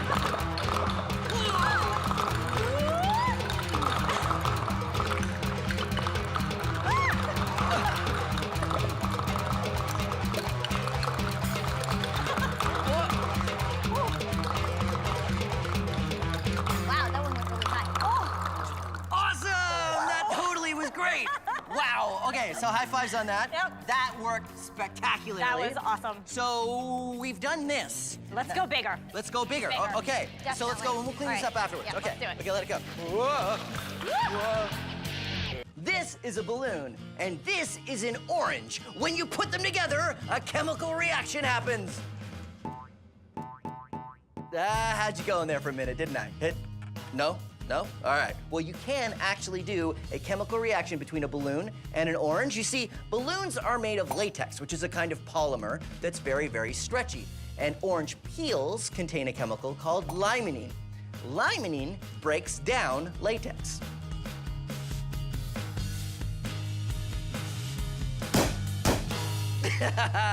So, we have 3 questions. The first is, why does this happen? Well, like I said, it's all chemistry. You see, balloons are made of polymers, chains of molecules held together by chemical bonds.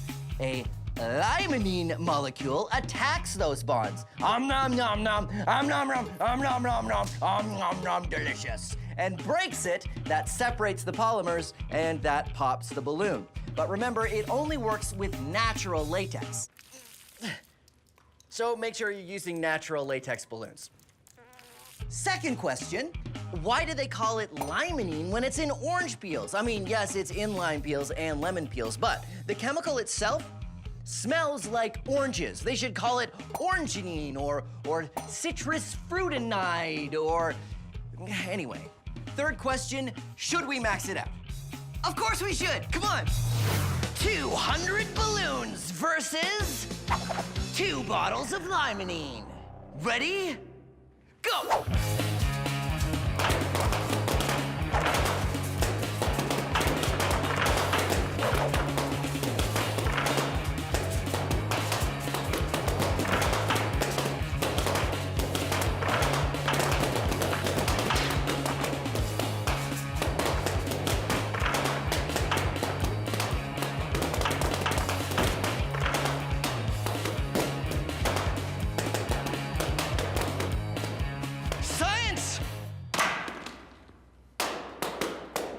This is our control pumpkin.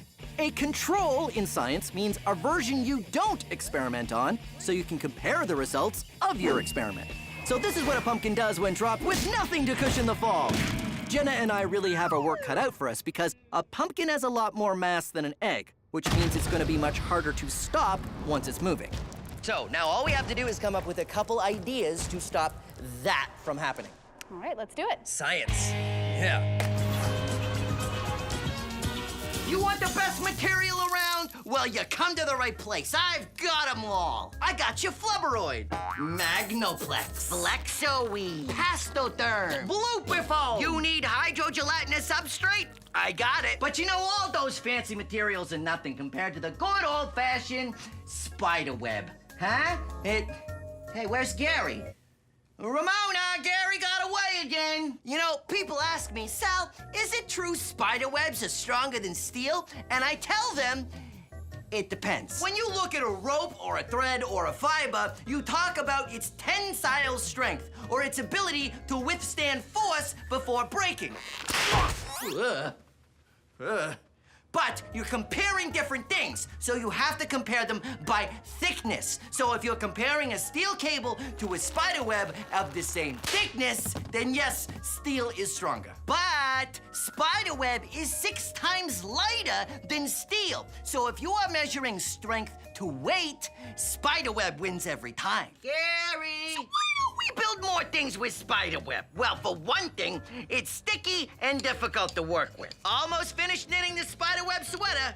It's only gonna take me about 80 more hours. And it's not easy to train spiders. Okay, Steven, one long, non-sticky thread and you get a cookie, okay? And, hey, where's Marco? And Petunia. Huh? But no need to train spiders now because modern science has surpassed the spider web. Enter carbon nanotubes. Huh? This thread doesn't look like much, but it is made of tiny little tubes made of carbon atoms. Think of them like a straw, but a really long straw. Carbon nanotubes are incredibly light and strong. Remember when we compared strength to weight? Well, steel is heavy. Spiderweb is about 6 times stronger by weight, and carbon nanotube is about 50 times stronger than that. That's so great. So why aren't we making everything out of carbon nanotubes? I'm gonna knit a carbon nanotube sweater. Well, first we have to make them cheaply enough to be affordable. There you go. One carbon nanotube sweater. $480,000. But material scientists all over the world are hard at work trying to find ways to make carbon nanotubes faster and cheaper. And soon, they'll be everywhere. And then spiders can go back to spinning their webs in peace. There you are, Gary. Where's everybody else? With Petunia and Marco and... What do you mean they're in my jacket?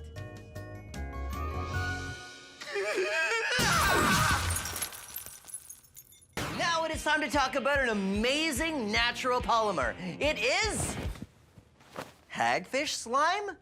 Ugh. Well, hagfish, that's probably just an unfortunate name for the fish. I'm sure the fish itself doesn't. Ugh. Okay, so hagfish makes slime, apparently. When a hagfish is attacked by something that wants to eat it, like a shark or an eel, it secretes a tiny bit of a natural polymer. That's this little white bit right here at the end of this test tube. Now, it doesn't look like much right now, but it reacts with seawater. Watch this. Hagfish slime is very interesting to scientists because you start with just a tiny little bit and add seawater, and suddenly you have a lot of slime. Whoa. This stuff is actually pretty cool. Hagfish slime is a natural polymer. It's made just the same as the other polymers out of long chains of molecules, but it's naturally produced by a living organism. And because it's naturally produced, that means it's biodegradable. Hagfish slime. It's pretty cool after all.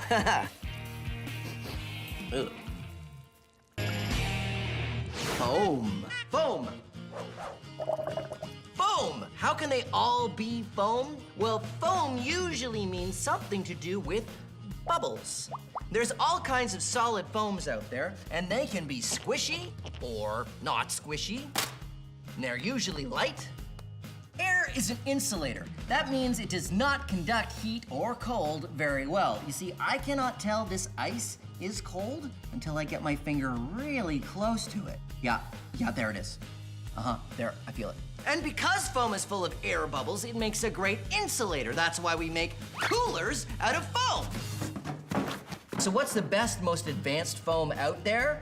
It's this. It's called aerogel, and it's 98.2% air. It is super light because it's mostly air, and it's a great insulator because it's mostly air. It's great to pack things in as well, and NASA uses it on the Mars rover and in spacesuits because it's such a good insulator. Cool. Or not cool, because, you know, it's an insulator, so it would protect from the cool. our pasta bridge was going to take a long time to build out of individual pieces. So we have a new plan. Hey, Michaela. Hey, Phil. How you doing? I'm great. How are you? Good. This is Michaela. She's an undergrad in industrial engineering, right? I am. And you and Kyle have a new plan for how we can build our pasta bridge that's not gonna look like this. Oh, man. This is the best that Kyle and I could do with 20 minutes. Okay, well, I have better. Good, I'm glad. How are we gonna do it? So, instead of that, we're gonna try something like this. Oh, okay.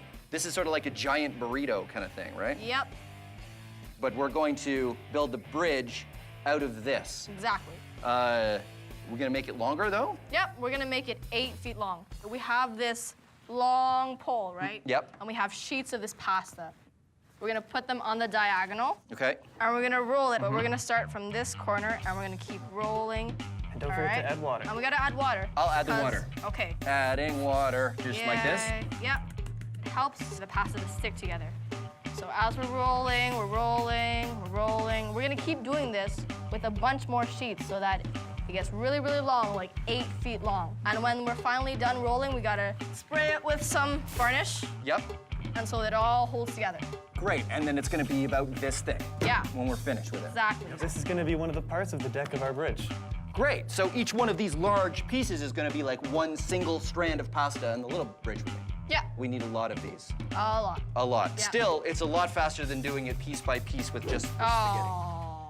Every time I hold it up, you make that noise. Oh. Oh. Oh. Awesome. This is an egg. Eggs do not like to be dropped. Oh, fortunately, we can use the power of science to design something that'll keep the egg safe as it falls. Behold, my egg drop contraptions. The thing I really like about this experiment is there's no wrong way to do this. You can come up with any design you want and see if it works. This one here is a bunch of helium balloons. This structure is just to keep the helium balloons on so the egg can touch down very gently. Here it goes. Whoa. and the egg is unharmed, miraculously sound. That one worked really well. Success. This is a giant helium balloon that I think will work pretty much the same way because I think this balloon will drop just slowly enough that the egg can actually just touch and nothing will happen.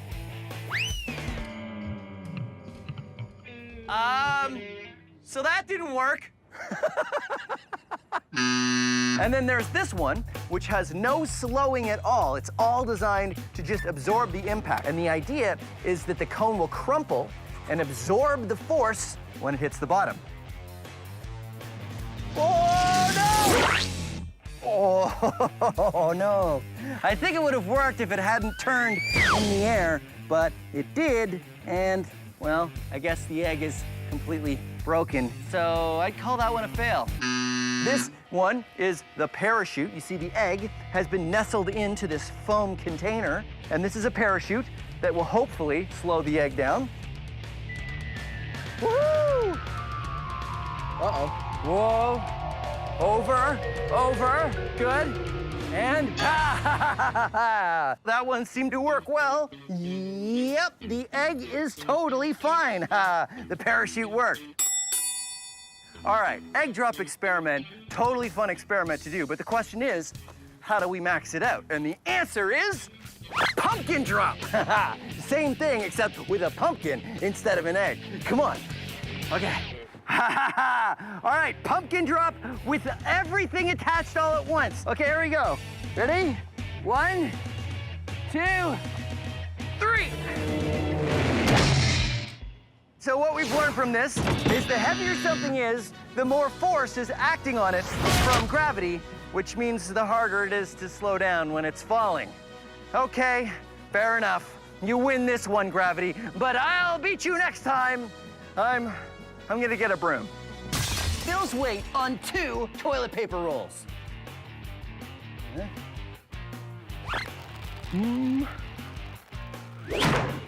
Nope. Bill's weight on 4 toilet paper rolls.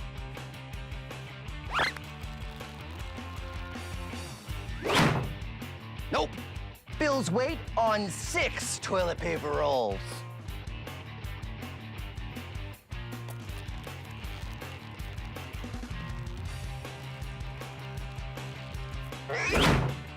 Nope. Phil's weight on 10 toilet paper rolls.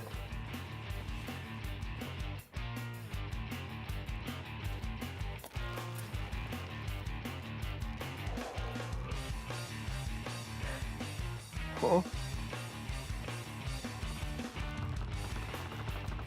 Ha! Ha ha! Phil's weight can be supported by 10 toilet paper rolls. But what if Phil jumps? Ha ha ha ha ha! Didn't really work.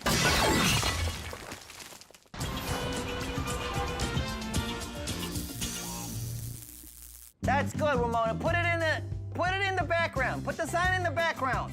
Yeah, in the BG. I love the BG. Chemicals. Chemicals. Chemicals. Chemicals? Chemicals. What are chemicals? Are they things you have in a lab in a jar that say chemical on them?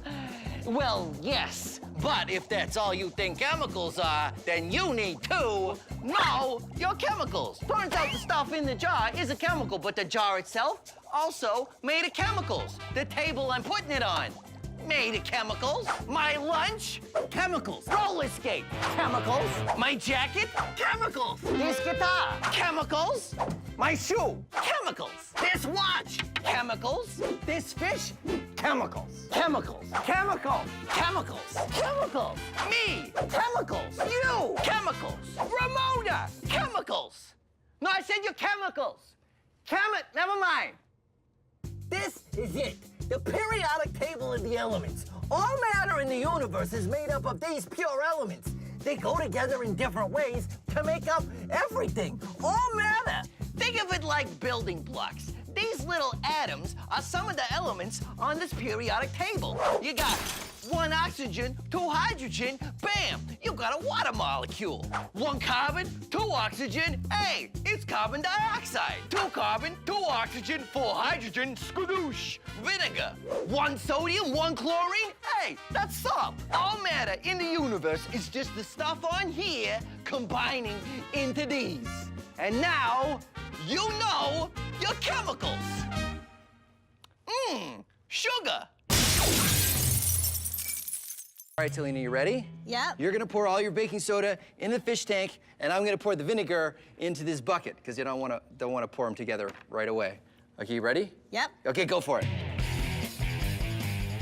When you're doing your PhD in chemistry, do you get to do stuff like this? Yeah. Really? Got to do a lot of fun reactions in the lab. Oh, I'm jealous. Have you ever done this much vinegar and baking soda in one time? I can't say I ever have. There you go. That's what I like to hear.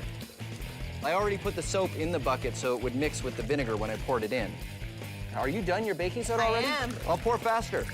Oh, faster. It smells vinegary. It smells vinegar. It makes me want French fries. Okay, Talina, you take this very full bucket of vinegar and dish soap. Thank you. I will take this one. Uh-oh, we still have our 3rd bucket. Okay, I'll do these both at the same time. Okay, ready? On the count of 3. 1, 2, 3. Whoa! Whoa! Whoa! Wow. Okay. That's awesome. So the one thing it didn't do, it didn't shoot up in the air though. Yeah, it's because the top is quite open, so you would need to constrict it to get it to shoot up. Oh, yeah, because we're using just sort of a square, a rectangular prism container. We should get something that's maybe something more like our vinegar bottle, right? Because there's lots of space down here, but then it forces it into a tighter opening at the top there, like a volcano. Yep. And what else can we do to make it even more powerful, to max it out? Vinegar is only 5% acid, the rest is water, so you could try using 100%. So what kind of acid is vinegar? It's acetic acid. So vinegar is actually only 5% acetic acid and 95% water. So you can get 100% acetic acid? Yeah. Can you get 100% acetic acid? Yes. Awesome. Why don't we get a container that's sort of shaped like a funnel, like a volcano, and 100% acetic acid, and we'll do it again. Sounds good. All right, let's do it.